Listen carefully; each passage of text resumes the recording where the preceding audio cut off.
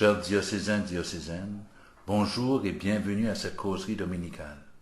Je suis le Père Wesley Wade et je suis heureux d'avoir ce privilège et cette possibilité de venir vous saluer et de vous partager une humble réflexion en ce temps de l'Avent.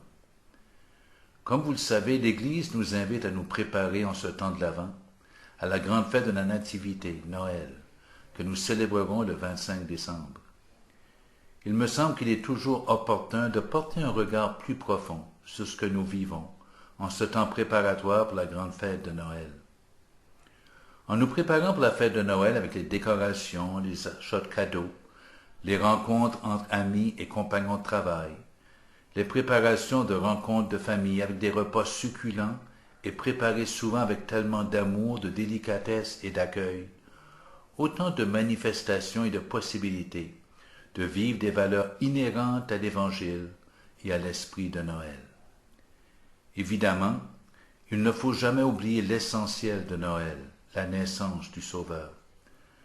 J'aime beaucoup une expression que nos chevaliers de colon utilisent sur différentes affiches en préparation pour Noël, « Keep Christ in Christmas ». Gardons le Seigneur au cœur de Noël. En nous préparant pour Noël, il est bon aussi de nous rappeler l'essentiel du temps de l'Avent. Avec le premier dimanche de l'Avent, l'Église commençait une nouvelle année liturgique, car pour nous chrétiennes, le Christ est le Sauveur du monde et sa naissance a marqué la vie et l'histoire de l'humanité. Même en utilisant notre calendrier ordinaire, le Christ marque le temps. En parlant par exemple des événements qui sont arrivés avant la naissance du Christ, nous disons cet événement eut lieu en l'an 1000, par exemple, 1000 avant Jésus-Christ.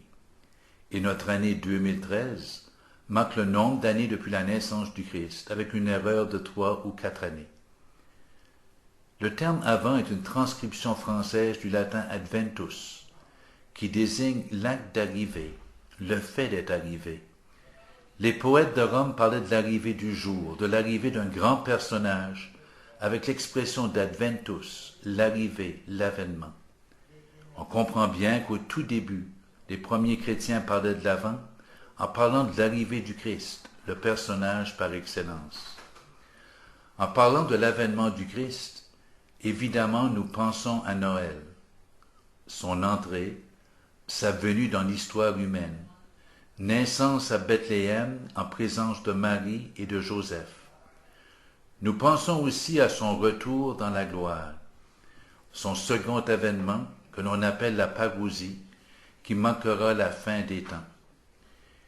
Il ne faut pas oublier les avènements du Seigneur Jésus au cœur de nos quotidiens, de nos joies et de nos peines.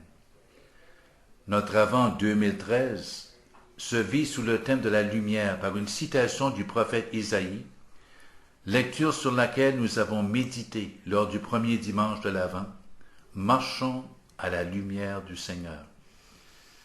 Nous voici parvenus en ce temps de préparation pour la grande fête de Noël, au troisième dimanche de l'Avent, que l'on nomme le dimanche de la joie, en faisant nôtre les paroles bibliques de l'ancienne d'ouverture tirées de l'épître de saint Paul aux Philippiens. Soyez dans la joie du Seigneur, soyez toujours dans la joie, le Seigneur est proche. Et dans la première lecture tirée du prophète Isaïe, nous sommes conviés à la joie et à l'espérance. Le prophète Isaïe proclame la joie et l'espérance, et je le cite. Le désert et la terre de la soif qu'ils se réjouissent, le pays aride qu'il exulte et fleurisse, qu'il se couvre de fleurs des champs, qu'il exulte et crie de joie. Fin de la citation. Et le prophète de continuer, fortifiez les mains défaillantes, affermissez les genoux qui fléchissent, et dites aux gens qui s'affolent, prenez courage, voici notre Dieu. Il vient lui-même et va vous sauver. Alors s'ouvriront les yeux des aveugles et les oreilles des sourds. Alors le boiteux bondira comme un cerf, et la bouche du muet criera de joie. Allégresse et joie les rejoindront, douleur et plainte s'enfuiront. Isaïe 35, versets 1 à 10. Saint Jacques, de la deuxième lecture, nous exhorte à avoir de la patience en attendant la venue du Seigneur, comme le cultivateur. Et l'évangile de ce troisième dimanche nous présente la grande figure de Jean-Baptiste, un personnage clé dans l'histoire du salut, en attente du Sauveur. Le temps de l'Avent, c'est un temps d'espérance. C'est un temps de préparation pour la fête de Noël. C'est un temps d'éveil dans la foi pour reconnaître le Christ toujours vivant qui se manifeste au cœur de nos vies. Nous faisons nôtre la joie de la naissance du Sauveur, paix et joie aux personnes de bonne volonté. L'Avent nous invite à un temps de partage envers les gens d'ici ou d'ailleurs qui vivent des situations plus pénibles que nous. Durant le temps de l'Avent, par exemple, nous avons été invités à des quêtes de partage pour venir en aide à nos frères et sœurs des Philippines qui ont été victimes d'un typhon. Ces argents ont été versés à notre organisme national catholique Développement et Paix et le gouvernement fédéral s'engagea à doubler les montants recueillis par les Canadiens-Canadiennes à travers des organismes de charité reconnus. De plus, c'est devenu, en ce temps de l'Avent, comme une coutume que plusieurs prennent de belles initiatives envers les pauvres, par des guignolées, des cueillettes de nourriture, des dons à divers organismes, donc à travers la Croix-Rouge ou l'Armée du Salut, aux autres organismes. Autant de façons de vivre la joie de la bonne nouvelle du salut aux personnes dans le besoin. Et ainsi, d'une façon très humble, nous partageons la lumière du Christ, et en vivant concrètement le thème de notre Avent, marchons à la lumière du Seigneur. Oui, dans la foi, nous percevons que plusieurs, durant le temps de l'Avent, ressentent l'appel de l'Esprit à partager avec les moins nantis, en s'engageant dans diverses œuvres caritatives, paniers de Noël, mouvements d'entraide, collectes de toutes sortes pour des causes précises. Et à travers tous ces gestes de partage, nous rencontrons le Christ et nous répondons à son appel au partage, à la solidarité, et nous devenons des témoins de la lumière du Christ au cœur de notre monde. Ainsi se réalise dans une certaine manière la promesse de l'ère messianique, telle qu'illustrée par Jésus, lorsqu'il renvoie ses disciples dire à Jean-Baptiste, les aveugles voient, les boiteux marchent, les lépreux sont purifiés, les sourds entendent, les morts ressuscitent, et la bonne nouvelle est annoncée aux pauvres. Oui, celui qui doit venir vient toujours et se manifeste dans ses expressions de partage, de solidarité, de tendresse, envers les personnes plus dépourvues que nous. Prenons le temps, cette période de l'Avent, de le voir là où sa venue nous semble étonnante, d'abord dans nos cœurs, dans nos rencontres familiales, dans nos cœurs à cœur, au moment de nos prières, de nos célébrations, même au cœur de nos faiblesses et de nos joies. En ce dimanche de la joie, on peut demander au Seigneur d'orienter nos cœurs vers la véritable joie, celle qui trouve sa source dans la naissance du Sauveur, qui change les cœurs, qui les oriente vers la joie profonde, des cœurs ouverts au partage.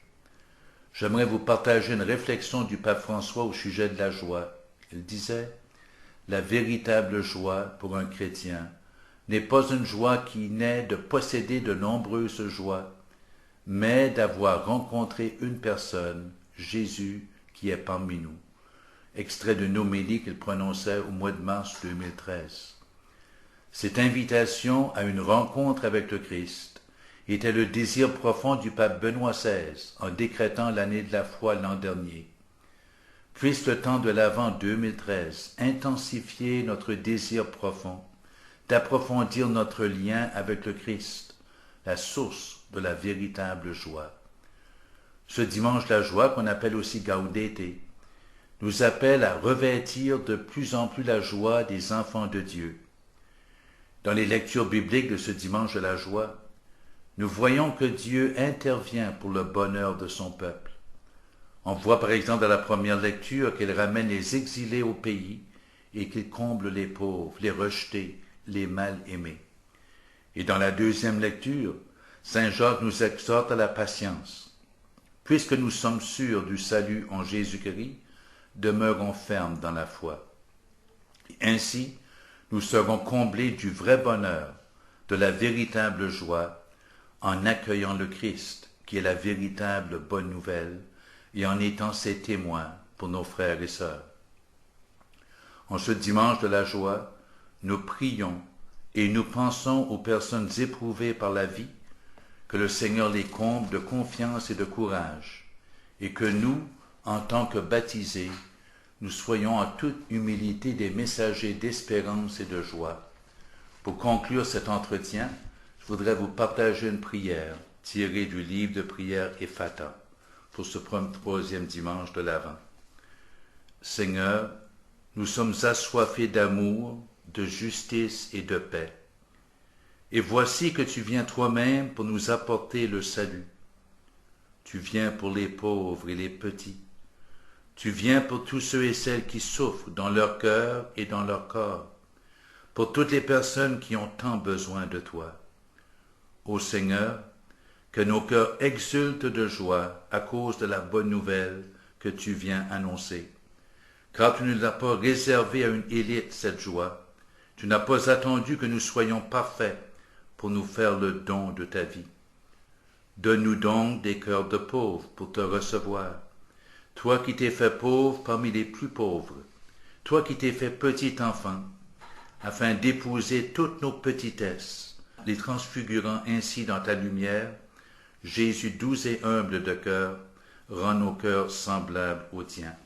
Je vous souhaite de passer un bon dimanche et je vous bénis au nom du Père et du Fils et du Saint-Esprit.